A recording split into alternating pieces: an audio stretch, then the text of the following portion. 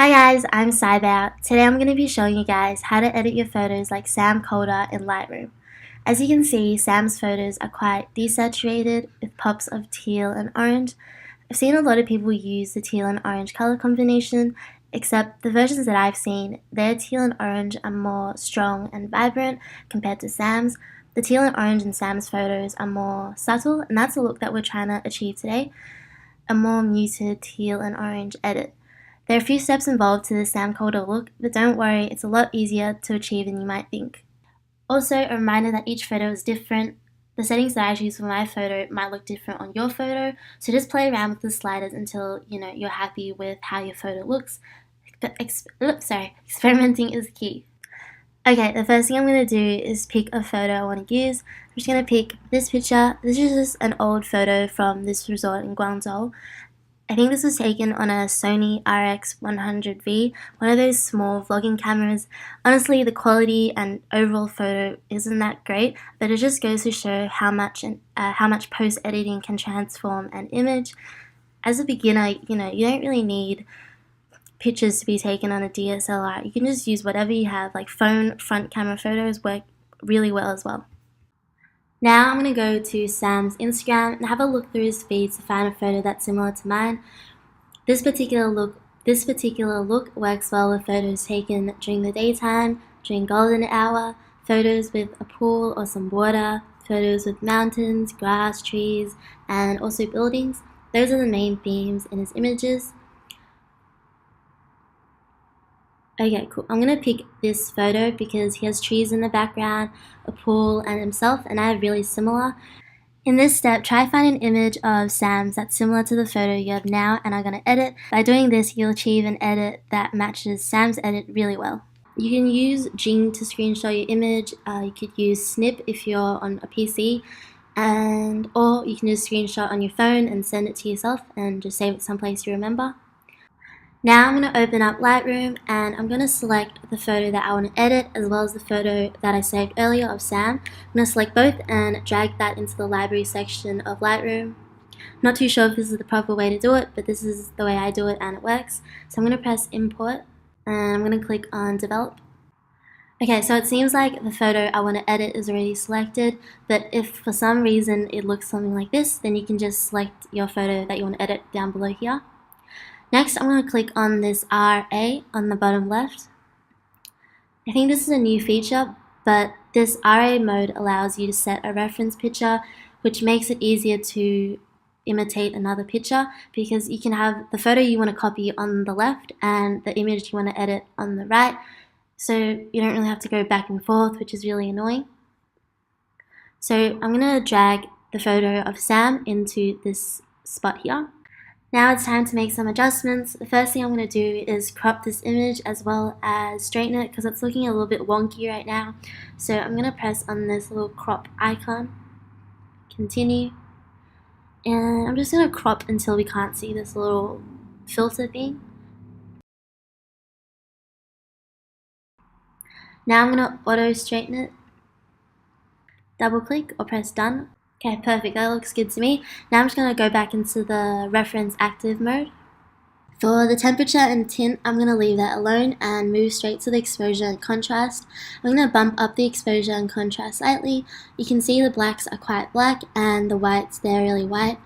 I'm going to increase the exposure by 60 and increase the contrast by 8. Next, I'm going to lower the highlights to bring back some details, and for the shadows, I'm going to drag that up to 66 because it's a little bit dark around the back of the pool. Now I'm going to increase the whites and darken the blacks because when we opened up the shadows, it made the blacks look a little bit faded, and like I said earlier, the blacks in Sam's images are pretty much completely black, in this particular image, it's pretty much completely black. Moving on to clarity, increase that slightly to make the texture more visible. This is optional. If your photo is taken on a DSLR and the image is already really crisp, then clarity isn't really necessary. I'm going to dehaze by 13, minus the vibrance by 6.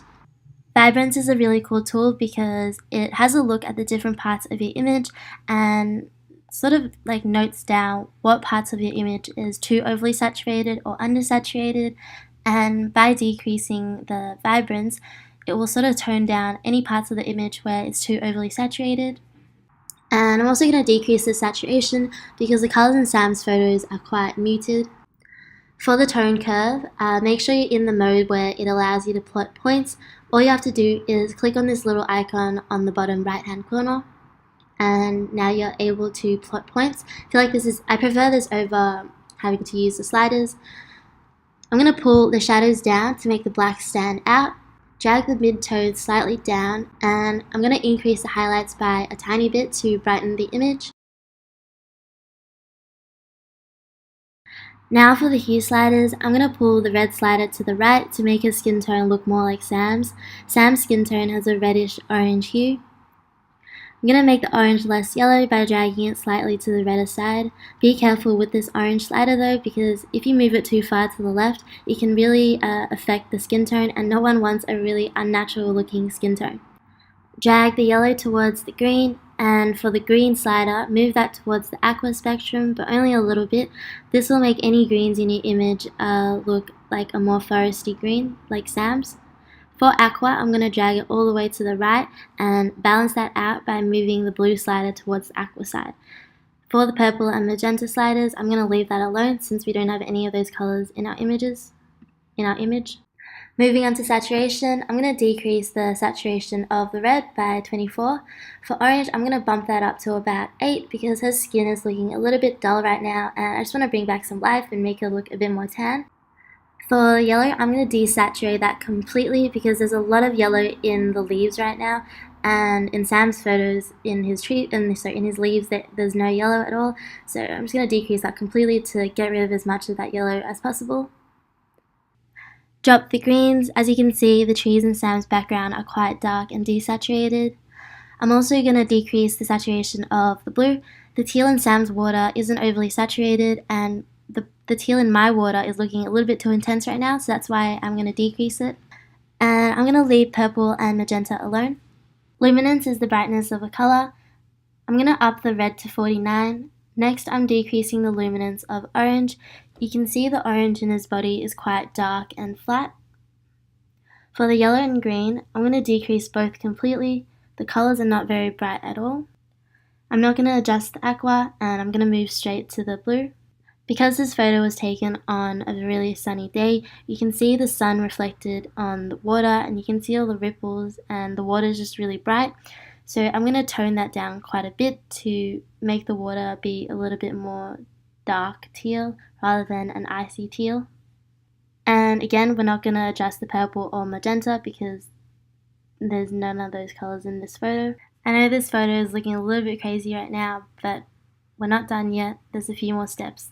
The split toning is very, very subtle. You can see a tinge of orange in the highlights in Sam's photos, as well as a little bit of teal in the shadows. You can enter in the exact orange I use, or you can select a shade of orange you want by double clicking this little rectangle.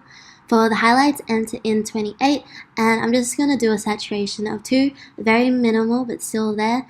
And for the shadows, enter 209 to get a dark teal color, and again, only a saturation of 2.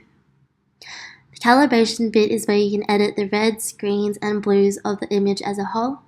I'm going to move the red primary slider to the right to make the red tones orange, and I'm going to do a saturation of -58.